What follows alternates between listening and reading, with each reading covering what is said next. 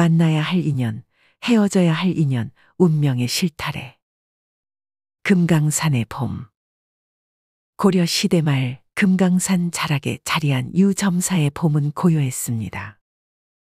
벚꽃잎이 하얀 눈처럼 경내를 뒤덮었고 새들의 지저귀만이 간간히 고요를 깨뜨렸습니다. 이 평화로운 사원에 한 젊은 승려가 살고 있었습니다. 그의 이름은 지안이었습니다. 지안은 어린 시절 부모를 잃고 유점사에 맡겨진 고아였습니다. 20살이 된 그는 총명하고 부지런했으며 사람들을 돕는 것을 좋아했습니다.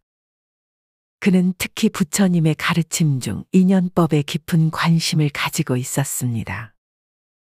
사람과 사람 사이의 만남과 헤어짐이 어떻게 이루어지는지 그 신비로운 법칙을 이해하고 싶었습니다. 어느 봄날 지안은 스승인 무학 대사로부터 특별한 임무를 받았습니다.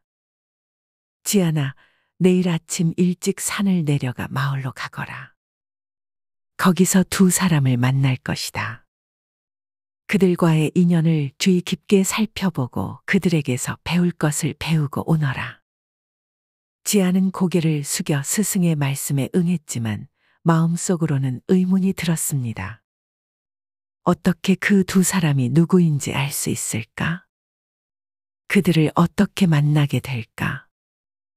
무학대사는 마치 그의 생각을 읽기라도 한 듯 미소 지으며 말했습니다.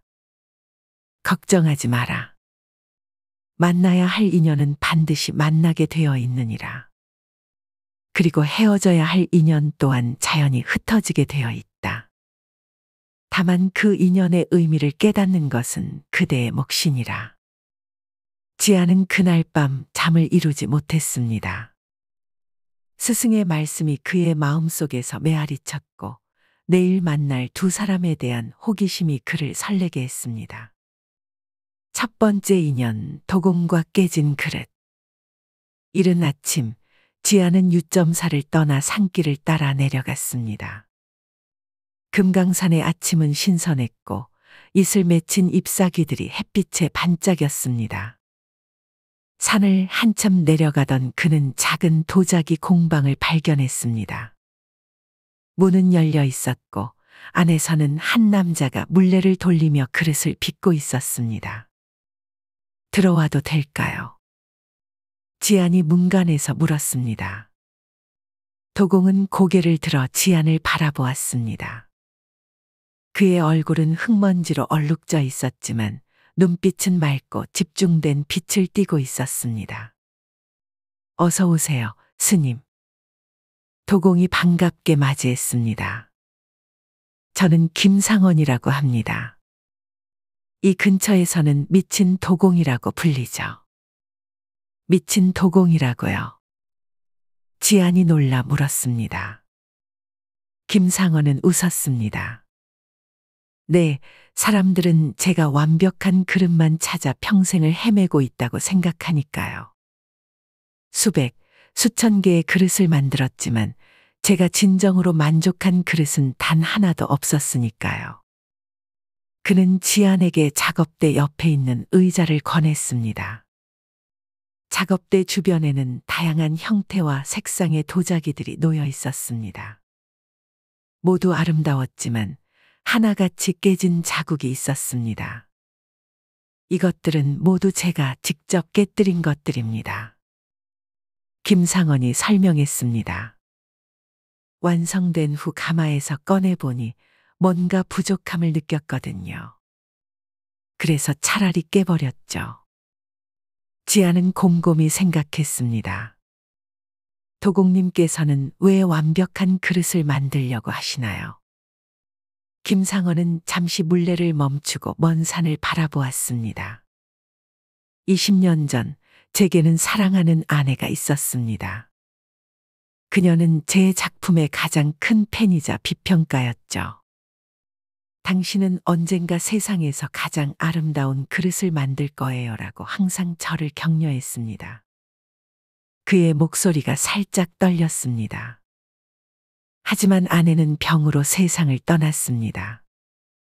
그녀와의 이별 후 저는 그녀에게 약속했던 완벽한 그릇을 만들기 위해 모든 것을 바쳤습니다. 하지만 아무리 노력해도 제 마음속 이상에 도달하지 못했죠. 지아는 깨진 그릇들을 바라보았습니다. 그것들은 완벽하지 않았을지 모르지만 각각 독특한 아름다움을 가지고 있었습니다. 도공님, 혹시 이 깨진 그릇들로 무엇을 하실 건가요? 김상원은 미소 지었습니다. 이상하게도 저는 이 깨진 그릇들을 버리지 못합니다. 그래서 정원에 심었죠. 그는 지안을 데리고 공방 뒤편으로 갔습니다. 놀랍게도 작은 정원에는 깨진 도자기 조각들이 땅에 심겨 있었고 그 사이로 다양한 꽃들이 피어 있었습니다. 햇빛이 도자기 파편에 반사되어 정원 전체가 빛의 향연을 이루고 있었습니다. 제가 깨뜨린 그릇들이 이렇게 새로운 아름다움을 만들어내다니. 김상원이 말했습니다. 어쩌면 완벽함이란 온전함이 아니라 깨짐과 상처까지 포함한 전체를 의미하는 것인지도 모르겠습니다. 지아는 깊은 통찰력을 얻었습니다. 도공은 아내와의 이별을 받아들이지 못하고 과거의 인연에 집착하며 살아왔습니다. 그러나 이제 깨진 도자기들을 통해 새로운 아름다움을 발견하고 과거를 조금씩 놓아주기 시작하고 있었습니다. 인연이란 도자기와 같은 것인지도 모릅니다. 지안이 말했습니다. 때로는 깨지지만 그 깨진 조각들조차 새로운 의미를 가질 수 있습니다. 김상원은 고개를 끄덕였습니다. 스님의 말씀이 맞습니다. 제가 아내와의 인연을 놓지 못했지만 이제는 그 기억을 아름답게 간직하면서도 새로운 창조를 할 때가 온 것 같습니다. 그는 작업대로 돌아가 새로운 흙덩이를 들었습니다. 이번에는 완벽함을 추구하지 않고 있는 그대로의 아름다움을 받아들이며 만들어 보려 합니다. 어쩌면 그것이 진정한 완성일지도 모르겠습니다. 지아는 도공의 변화를 보며 미소 지었습니다. 헤어져야 할 인연과의 이별을 받아들이는 과정이 새로운 시작을 가능하게 한다는 것을 깨달았습니다. 두 번째 인연, 나무꾼과 선택의 길. 지아는 공방을 떠나 계속해서 산길을 내려갔습니다.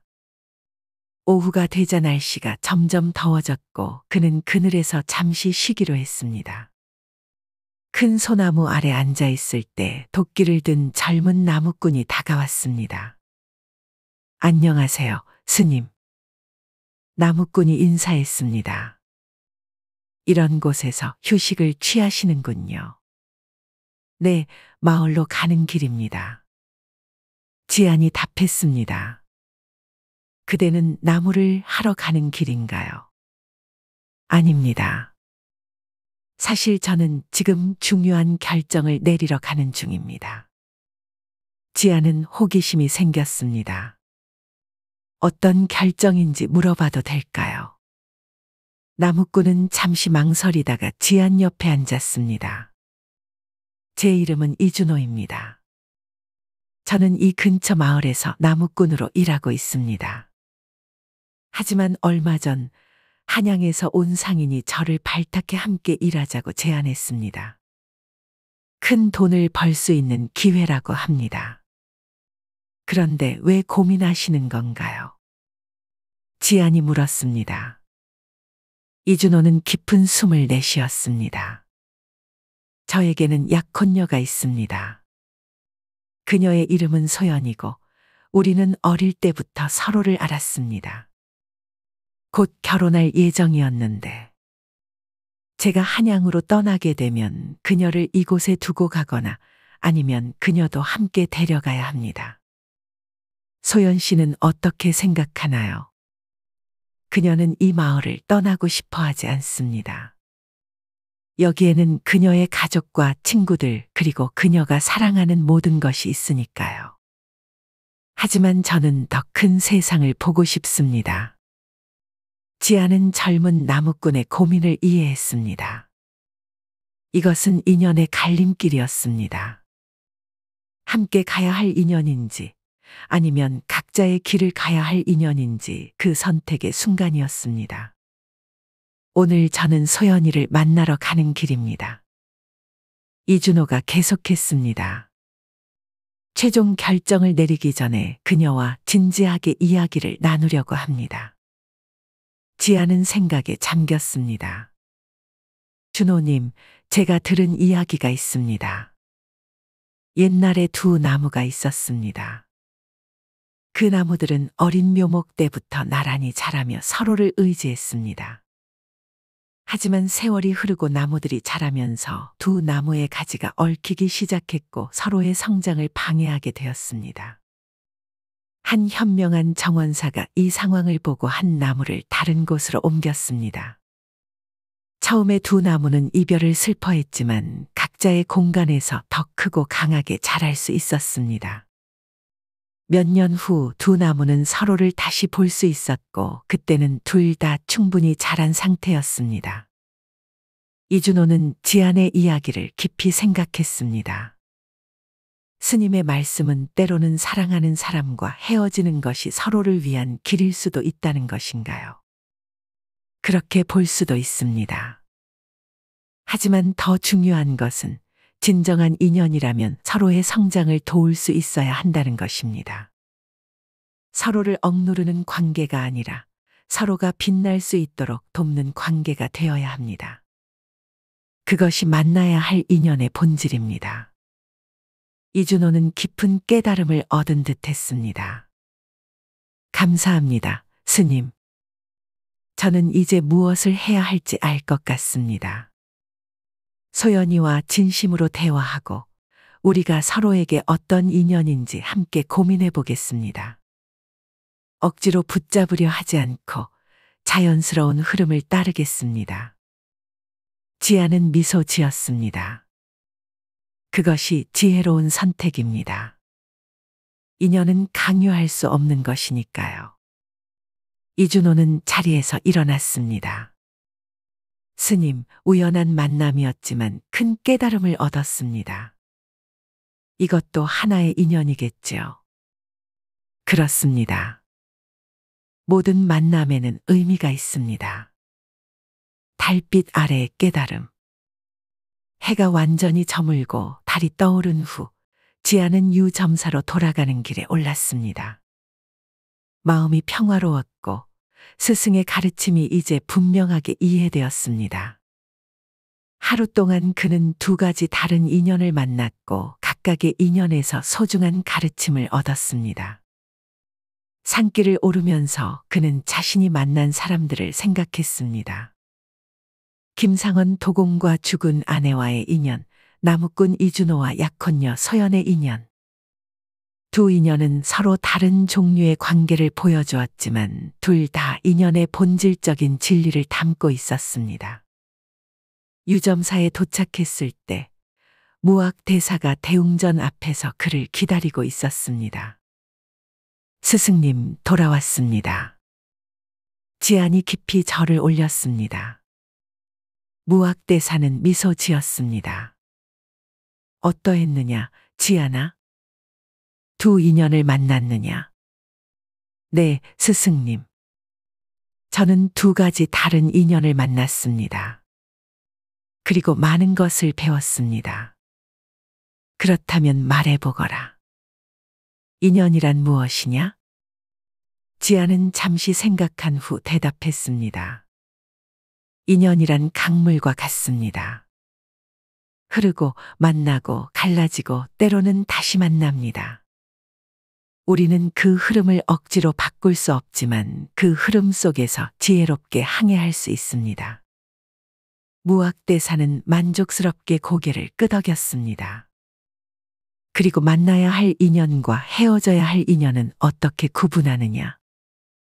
진정한 인연은 서로의 성장을 돕고 더 높은 깨달음으로 이끄는 것입니다. 만약 관계가 서로에게 고통과 집착만 가져온다면 그것은 헤어져야 할 인연일 수 있습니다. 하지만 그 헤어짐조차도 더 깊은 이해와 성장을 위한 것일 수 있습니다. 잘 배웠구나, 지아나. 무학 대사가 말했습니다. 인연에는 시작과 끝이 있지만 그 모든 과정이 우리의 깨달음을 위한 가르침이 된다. 중요한 것은 모든 인연을 소중히 여기되 집착하지 않는 것이다. 지아는 깊이 고개를 숙였습니다. 스승님, 오늘 저는 제 자신의 인연에 대해서도 생각해 보았습니다. 제가 어렸을 때 부모님을 잃은 것 그리고 유점사에 맡겨진 것도 모두 인연이었습니다. 그리고 그 인연이 오늘 제가 두 가지 다른 인연을 만나고 배울 수 있게 했습니다. 무학 대사는 지안의 어깨에 손을 얹었습니다. 그것이 바로 부처님의 가르침이다. 모든 것은 연결되어 있고 모든 인연에는 의미가 있다. 우리가 해야 할 일은 그 의미를 깨닫고 지혜롭게 대응하는 것이다. 달빛이 대웅전을 환하게 비추었고 지안의 마음은 평화로움으로 가득 찼습니다. 그는 이제 인연의 신비로운 춤을 조금 더 깊이 이해했습니다. 만나야 할 인연, 헤어져야 할 인연, 그 모든 것이 우리의 깨달음을 위한 소중한 선물임을. 오늘의 가르침, 인연의 지혜. 지안의 여정을 통해 우리는 인연에 대한 두 가지 중요한 지혜를 배울 수 있습니다. 첫째, 과거의 인연에 대한 집착을 내려놓는 것이 새로운 시작을 가능하게 합니다. 도공 김상원의 이야기처럼 우리는 종종 지나간 관계나 상황에 집착하여 현재의 아름다움을 놓치기도 합니다. 깨진 도자기 조각들로 아름다운 정원을 만든 것처럼 우리도 과거의 상처와 상실을 새로운 창조의 재료로 삼을 수 있습니다. 완벽함을 추구하기보다는 불완전함 속에서도 아름다움을 발견하는 지혜가 필요합니다. 둘째, 진정한 인연은 서로의 성장을 돕는 관계입니다. 나무꾼 이준호와 약혼녀 소연의 이야기처럼 때로는 사랑하는 사람과 다른 길을 걸어야 할 때가 있습니다. 두 나무가 너무 가까이 있으면 서로의 성장을 방해하듯이 서로를 진정으로 사랑한다면 때로는 상대방의 성장을 위해 자신의 욕심을 내려놓을 수 있어야 합니다. 인연은 강요할 수 없으며 자연스러운 흐름을 따를 때 가장 아름답게 피어납니다. 인연의 법칙을 이해하면 우리는 삶의 모든 만남과 이별을 더 지혜롭게 받아들일 수 있습니다. 만나야 할 인연은 자연스럽게 만나게 되고 헤어져야 할 인연도 자연스럽게 흩어지게 됩니다. 우리의 역할은 그 흐름에 저항하지 않고 각 인연이 우리에게 주는 가르침을 배우는 것입니다.